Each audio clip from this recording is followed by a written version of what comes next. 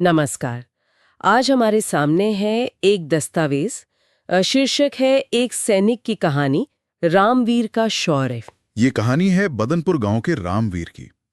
एक ऐसा लड़का जिसका मतलब बचपन से एक ही सपना था, फौजी बनना। हाँ, और ये सिर्फ सपना नहीं था, शायद एक जुनून कह सकते हैं इसे। दस्तावेज में भी लिखा है कि परिवार की हालत, आर्थिक स्थिति बहुत अच्छी नहीं थी। सही। साधन काफी सीमित थे, लेकिन देश सेवा का जो जज्बा था वो कमाल का था। बिल्कुल। और तमाम मुश्किलों के बावजूद 18 साल की उम्र में वो सेना में भर्ती हो गए, अपना सपना पूरा किया। हाँ, और यहीं से मतलब एक साधारण लड़के का असाधारण सफर शुरू होता है। तो फिर ट्रेनिंग का दौर आया होगा, जाहिर है। जी, और दस्तावेज बताता है कि ट्रेनिंग आसान तो बिल्कुल नहीं थी, काफी कठोर थी। हाँ, उसमें लिखा है कि ट्रेनिंग बेहद कठिन थी। कई बार गिरे भी, चोटें भी लगीं, हो सकता है मन भी टूटा हो कभी। बिल्कुल। लेकिन एक बात थी, उनकी माँ के शब्द जो उन्हें हिम्मत देते थे। वो कहती थी, बेटा तिरंगे में लिपट कर नहीं, तिरंगा लहरा कर लौटना। ये बहुत महत्वपूर्ण बात है। देखिए, ट्रेनिंग की जो कठिनाई होती है ना, वो सिर्फ शारीरिक नहीं होती, मानसिक भी होती है। और ऐसे में परिवार का साथ, ये हौसला देने वाले शब्द, ये एक सैनिक के संकल्प को बहुत मजबूत करते हैं। हाँ, जैसे नींव का काम करते हैं। बिल्कुल बिल्कुल। ये सिर्फ प्रेरणा नहीं है, ये उनके चरित्र का, उनके वजूद का हिस्सा बन जाता है। और इसी मजबूत चरित्र की असली परीक्षा हुई सीमा पर। दस्तावेज के अनुसार एक दिन अचानक दुश्मन की तरफ से जबरदस्त गोलीबारी शुरू हो गई। जी। माहौल एकदम मतलब बेहद गंभीर था। हाँ, और उस नाजुक वक्त में जब जान का खतरा सबसे ज्यादा था, तब रामवीर ने वो किया जो असाधारण था। क्या किया उन्होंने? उन्होंने अपने साथियों को कवर देने के लिए खुद को आगे कर दिया, दुश्मन की गोलियों के बिल्कुल सामने। अरे बाप रे, ये सोचना भी मुश्किल है। दस्तावेज कहता है उन्हें कई गोलियां लगी। हाँ, कई गोलियां लगी, लेकिन वो तब तक लड़ते रहे जब तक उनमें जान थी, दुश्मन को आगे नहीं बढ़ने दिया। ये बहादुरी से भी बढ़कर है। ये कर्तव्य निष्ठा की पराकाष्ठा है, सही कहा आपने।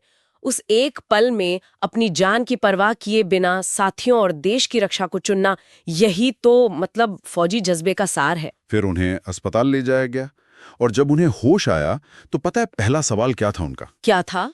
उन्होंने डॉक्टर से पूछा, सर देश सुरक्षित है ना? दस्तावेज में लिखा है, ये सुनकर वहां मौजूद डॉक्टरों की आंखों में भी आंसू आ रहे थे। ये सवाल ही अपने आप में पूरी कहानी है। अपनी चोटों का दर्द नहीं, अपनी जान की फिक्र नहीं, चिंता है तो बस देश की। हाँ, ये दिखाता है कि देशभक्ति उनके लिए सिर्फ कोई भावना नहीं थी, वो उनके रग रग में थी, उनके अस्तित्व का आधार थी। और खुशकिस्मती से रामवीर बच गए, ये ईश्वर की कृपा ही कहेंगे। जी, हालांकि उन चोटों की वजह से आज वो व्हीलचेयर पर हैं। हाँ, पर कहानी यहाँ खत्म नहीं होती। नहीं, बिल्कुल नहीं। उनका जज्बा आज भी वही है। जैसा दस्तावेज बताता है, वो हार मानने वालों में से है ही नहीं। हाँ। आज वो स्कूलों में जाते हैं, बच्चों से मिलते हैं, अच्छा। और उनमें देशभक्ति की वो प्रेरणा जगाते हैं। लोग उन्हें ऐसे जिंदा शेर नहीं कहते। ये वाकई बहुत प्रेरणादायक है। मतलब युद्ध के मैदान से दूर होकर भी वो एक अलग मोर्चे पर देश की सेवा कर रहे हैं। सही कहा। अपने अनुभव से, अपनी कहानी से वो अगली पीढ़ी को राह दिखा रहे हैं। और यही बात समझने वाली है। राष्ट्र सेवा सिर्फ वर्दी या युद्ध क्षेत्र तक सीमित नहीं होती। हाँ। अपना अनुभव, अपनी प्रेरणा बांटना भी उतना ही बड़ा योगदान है।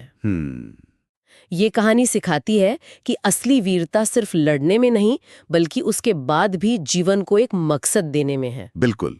इस दस्तावेज का सार भी यही है, जो अंत में बहुत खूबसूरती से लिखा गया है, कि हीरो सिर्फ वो नहीं जो मैं पर्दे पर दिखते हैं। सही। असली हीरो तो रामवीर जैसे लोग हैं, जो वर्दी पहनकर देश के लिए जीते हैं और जरूरत पड़ने पर मरते भी हैं। यही गुमनाम नायक हमारे असली हीरो हैं। जय हिंद। जय हिंद। और ये कहानी वाकई सोचने पर मजबूर करती है।